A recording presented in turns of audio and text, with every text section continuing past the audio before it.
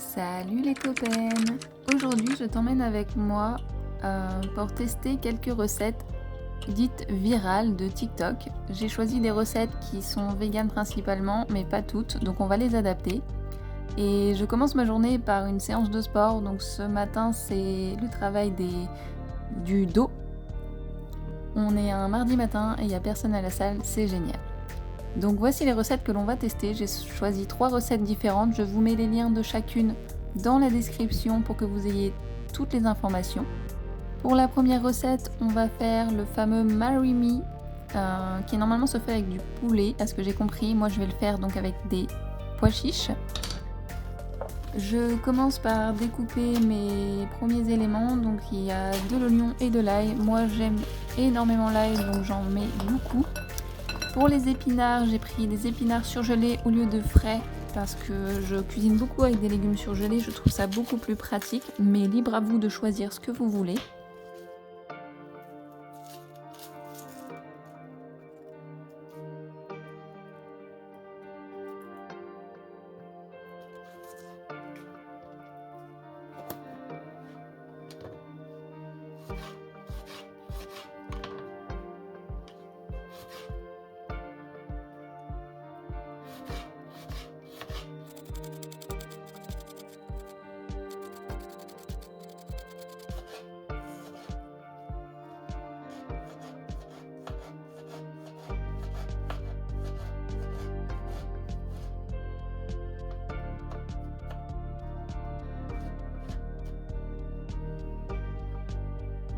Pour la cuisson, j'utilise le Cookéo de Belle Maman, donc vous n'êtes pas du tout obligé d'utiliser ça, mais moi c'est pour me permettre de faire d'autres cuissons en même temps.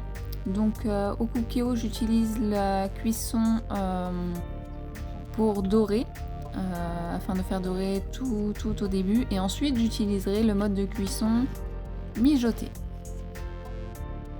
Donc ça coïncide pas trop avec ce que je fais en ce moment par rapport à mon alimentation, où j'essaie de rééquilibrer certaines choses. Il y a des produits que je mange beaucoup moins qu'avant, comme la margarine.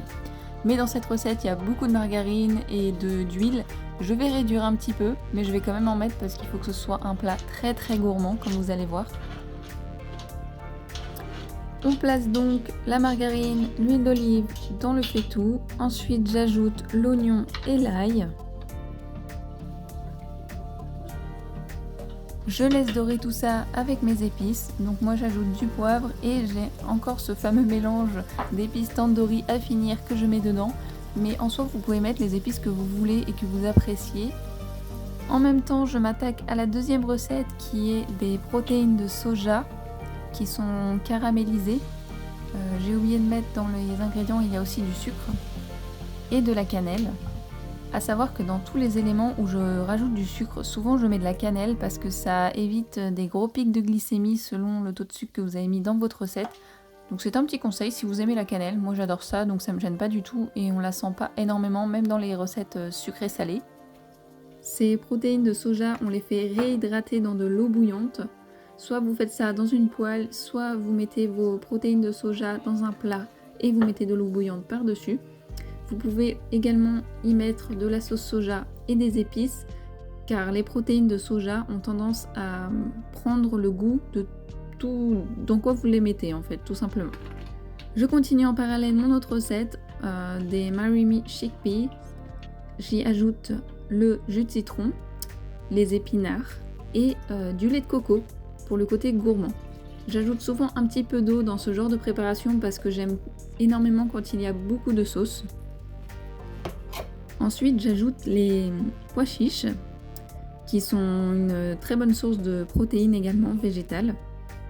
Je prends les miens en conserve parce que j'ai déjà testé de faire réhydrater mes pois chiches et je n'aime pas du tout. Je trouve ça très long, très chiant. Même si de base j'essaie de faire attention à ma consommation de déchets en tout genre, les conserves c'est vraiment très très pratique tout de même. Donc on ajoute le tout dans le faitout, en fait c'est un peu un one pot. Ensuite j'y ajoute le râpé végétal. Pour savoir où je le trouve, je vous mets pareil le lien dans la description. Une fois les protéines réhydratées dans leur bouillon, je les égoutte.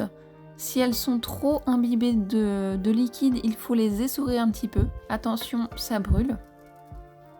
Et pour la gourmandise, moi j'adore l'huile de sésame, donc je vais les faire revenir ensuite dans de l'huile de sésame. Vous pouvez prendre l'huile de votre choix. J'ai été un peu généreux sur ce coup-là.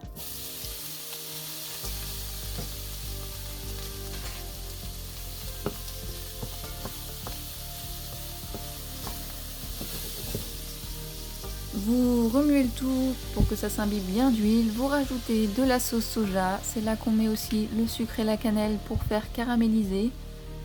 Et vous allez voir, ça sent trop bon et c'est excellent. Pareil, niveau source de protéines, les protéines de soja, si je me trompe pas, sont moins chères que le tofu. Après, elles se trouvent principalement en épicerie bio ou en ligne. Pareil, je vous mets des liens dans la description. Et comme on peut les faire réhydrater avec des bouillons au goût de notre choix, c'est génial. Pour la dernière recette, c'est donc un dessert. J'ai jamais testé ça. De base, je suis pas très friande de dessert full chocolat, mais j'ai quand même envie de tester parce qu'il n'y a pas beaucoup d'ingrédients. Il n'y a aussi pas de farine, bon, donc c'est sans gluten si je me trompe pas. Vous avez donc besoin de chocolat. Donc moi, c'est du chocolat noir. Idéalement 80% plus, sinon vous mettez le chocolat que vous préférez tout simplement. Vous faites fondre celui-ci au micro-ondes ou au bain-marie. Moi j'ai pas de patience donc le micro-ondes c'est très bien. Si vous vous demandez d'où vient ce joli bol, c'est mon compagnon qui l'a fait, c'est son premier bol en céramique, c'est lui qui l'a formé et c'est moi qui l'ai peint, donc c'est un bon travail de collaboration. Et en vrai, je voulais surtout vous le montrer parce qu'il est trop beau, mais il n'y a pas du tout assez de place dedans. Donc je change de récipient, je rajoute ma poudre d'amande. Vous pouvez mettre de la poudre de noisette ou autre poudre de noix, apparemment ça fonctionne aussi. Et vous mélangez tout ensemble. J'avais également concassé quelques noisettes que j'avais au fond d'un placard et du chocolat, encore une fois. Je rajoute tout ça et je mélange. Vous pouvez soit faire une grosse part de tout ça, moi j'ai préféré faire des petites parce que je préfère tout simplement. Et vous enfournez ça au four environ 30 minutes à 180 degrés selon comment fonctionne votre four en fait.